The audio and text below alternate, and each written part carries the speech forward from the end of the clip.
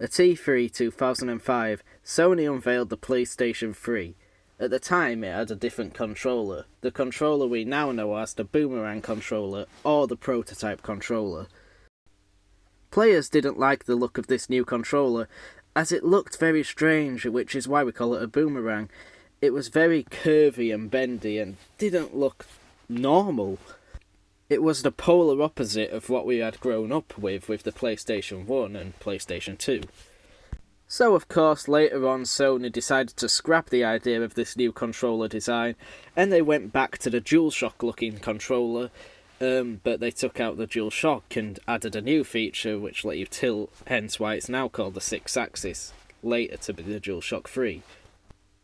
The actual Boomerang prototype controller was never ever released, and I doubt anyone ever held one other than the creators of the controller itself. I think there was only one or a few made, and nobody has ever played with one. So though I can't officially review this controller, I do have a fake controller which is obviously inspired by this design. It is very, very similar, so in a way I can review this controller as best as I can. So that is what I'm going to be doing today. I'm going to be reviewing the PlayStation 3 prototype Boomerang controller. So yeah, there's some information on the PS3 prototype controller.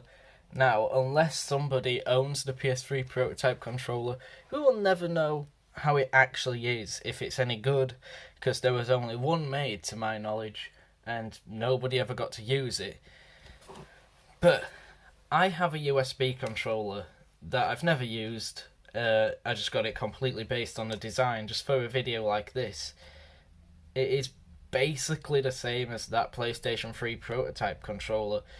So, even though it's not the exact same and it won't be the same build quality, I think it's fair to say this is good enough for a review on the PlayStation 3 prototype controller. And it's good enough for this history video. So, let's take a look at this. Yes, as you can see, there are probably some differences, but that's obviously because it's fake. But this is basically the PlayStation 3 prototype controller, how it looks anyway, just not silver and obviously a bit cheaper. This doesn't seem to work with anything, it might be broken, and it's unbranded. I don't know where this controller comes from or anything like that. So, I can't tell you to go out there and buy one. I just found it on eBay, one for sale. And yeah, so let's just have a look at it. The PlayStation 3 prototype controller, at least a fake one. So on the left you've got nothing, but you can see the handles on this are actually really long, and that's why it gets named the Boomerang controller. It's very comfortable actually. We'll get more into that when I go over the comfort, but the handles being long and moulded for your hand and quite thin, to be honest, are really nice, and I find that with a lot of Boomerang type controllers like the PlayStation 1 one that I have. That's even better than the DualShock one, to be honest. But yeah, on the right you've got nothing too. On the bottom, nothing. On the back, nothing. Not even a serial, which really is annoying. And on the top it's wired, and you've got player 1, 2, 3 and 4. I doubt that would have been on the actual controller, but it is on this. And you got L1, R1, L2, R2. No triggers, but I bet the real controller actually did have triggers. These just feel very cheap, but they're in quite good positions, you can reach them both. And obviously the real Sony one wouldn't have been cheap at all. So yeah. And I believe the real Sony one would have been wireless. The front of this is very PlayStation-y, as you know, obviously, because it's the PS3. Where it's got the analog sticks here, and the buttons and D-pads here. I'm not too fond of that design, but to be completely honest, it works okay for this. The only issue is, you do touch your thumbs. If you do that, you could do that, I guess. And yeah, they're very high up as well, so it's uncomfortable in that sense. I don't know if Sony's would have been that high up, and I don't know if Sony's would have been this close together. Probably not.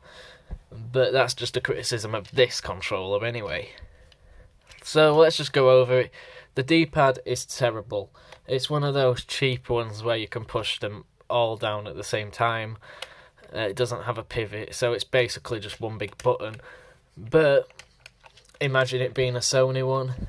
It would be a lot better quality. However, I hate this type D-pad anyway. I think Sony's best D-pad has been on the PS Vita, because it's all like a normal D-pad sort of thing, just with this sort of design. But I hate this type of D-pad anyway. Select and start, you can't really go wrong with them. I don't like them, but it's just, you're going to push it to get to the ports menu, so you're not even going to notice how bad it is. Turbo and clear, I don't know, it'd be something to do with emulators, but that doesn't matter. It wouldn't be on the real controller. This would be the home menu button, and it's awful on here, but I don't think it would do anything on here. But on the real controller, it again would be good.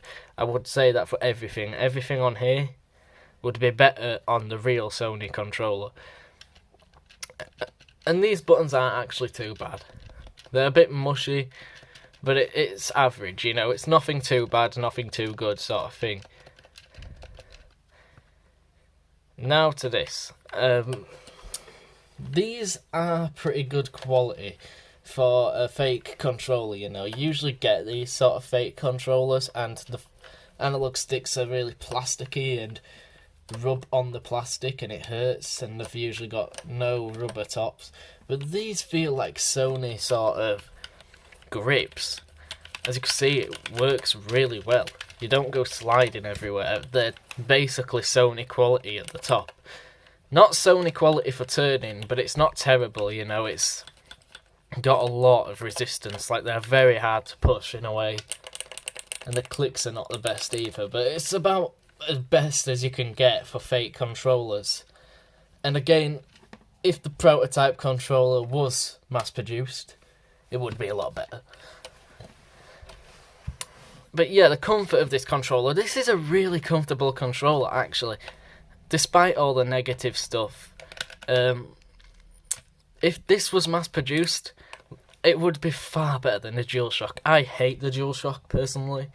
PS4's is okay, and I've never owned a PS3. But PS1 and PS2, those controllers are awful. So I can't imagine a PS3's been that good.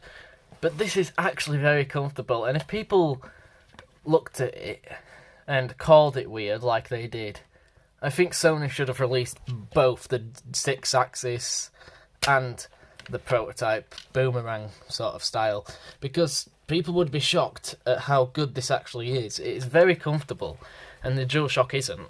So I personally prefer this. Obviously, it doesn't feel the best because it's cheap and it's fake, but as I keep repeating myself, if Sony made it and mass-produced it, it would be a lot better. So yeah, though this is cheap, I could tell you now, if the Boomerang prototype PS3 controller was mass-produced, it would be better than the DualShock 3 in my opinion. So overall, I wouldn't say get it, because that's not what this is about. This is more of a history video.